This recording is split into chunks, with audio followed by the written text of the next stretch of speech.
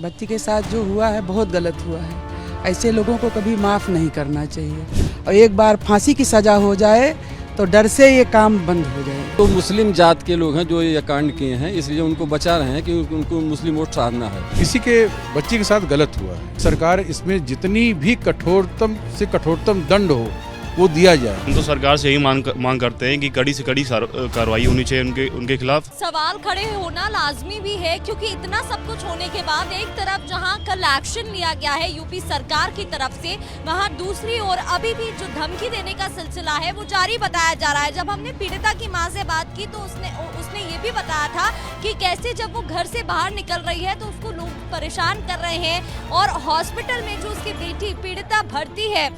जहां वो एडमिट है, वहां पर भी राशिद खान अपने गुंडों के साथ पहुंचा था और उसने धमकी दी थी, जिस पर एफआईआर भी दर्ज हुई थी और उसने कहा था अगर तुम मेरी बात नहीं मानोगी, हमारे कहे से नहीं चलोगी तो जान से भी मार देंगे। इतना ही नहीं,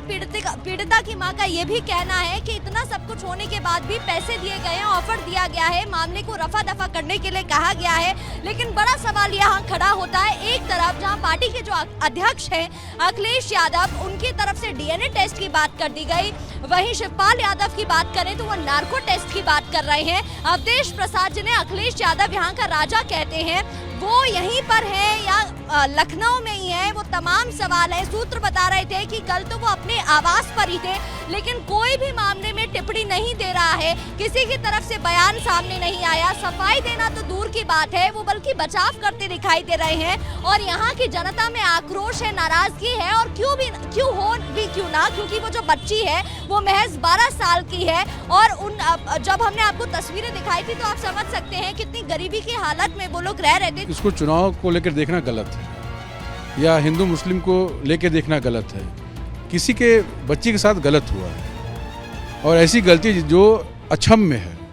और मैं इसमें सरकार से यही कहूँगा कि सरकार इसमें जितनी भी कठोरतम से कठोरतम दंड हो वो दिया जाए, जो एक नज़ीर बने।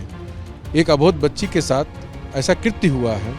जो अक्षम्य है और इसमें मृत्यु दंड ही के सिवा कुछ नहीं मैं मांगता हूँ सरकार। ये मुस्लिम तुष्टीकरण की राजनीति है जिसकी वजह से मोइन खान का साथ दिया जा रहा है और मैं सांसद जी को भगवान सबुद्दीन हैं, भगवान राम की जगह से वो सांसद हुए हैं और ये राम राज्य में कभी भी किसी के साथ गलत नहीं हुआ। तो इसमें मैं सांसद जी से यही कहूँगा कि आप पार्टी से ऊपर उठ करके न्याय हित में देखिए और जो भी गलत है, मोइन खान गलत है, एक बच्ची है जिसके साथ एक कृत्य हुआ है, कितना गलत है। तो सांसद से यही कहूँगा कि जितना हो सके उतनी जल्दी वो बच्ची के साथ आकर के बयान दें ताकि देश हित में और महिला सुरक्षा में आगे काम बढ़ सके। शर्म की बात है ये और बहुत ही निंदनीय है। यहाँ के सांसद के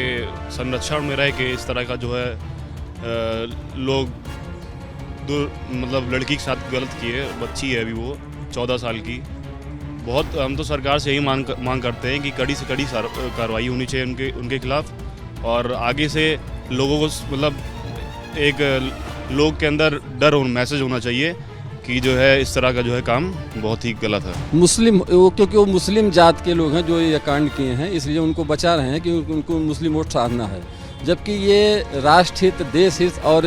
समाज हित में बहुत गलत हो रहा है जो कांड हुआ है। आज तो हुआ नहीं, पहली बार,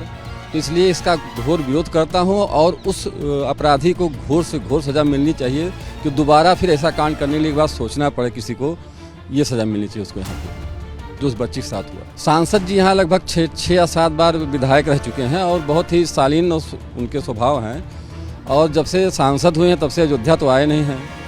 और बताते हैं कि अयोध्या कोई संत उनको आशीर्वाद दिए थे और उनके आशीर्वाद से वो सांसद हो गए, ऐसा बता रहे हैं। तो आजकल तो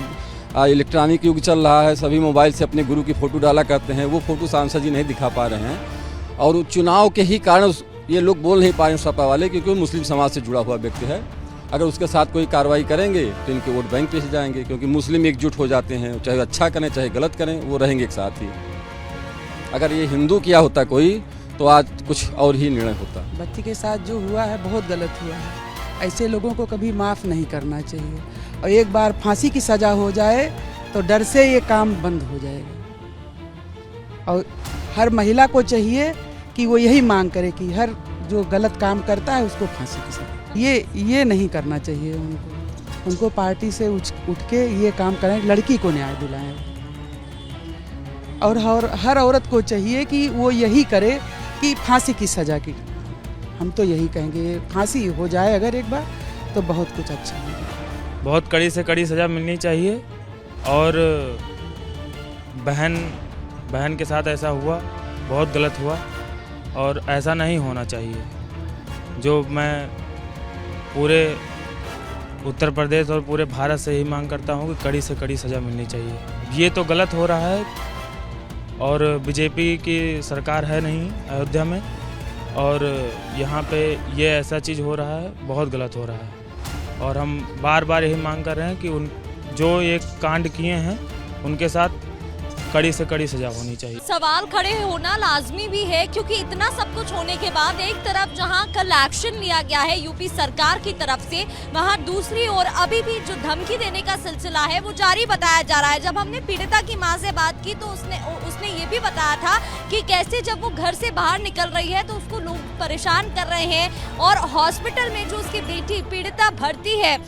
जहाँ वो एडमिट है, वहाँ पर भी राशिद खान अपने गुंडों के साथ पहुंचा था और उसने धमकी दी थी जिस पर एफआईआर भी दर्ज हुई थी और उसने कहा था अगर तुम मेरी बात नहीं मानोगी, हमारे कहे से नहीं चलोगी तो जान से भी मार देंगे। इतना ही नहीं,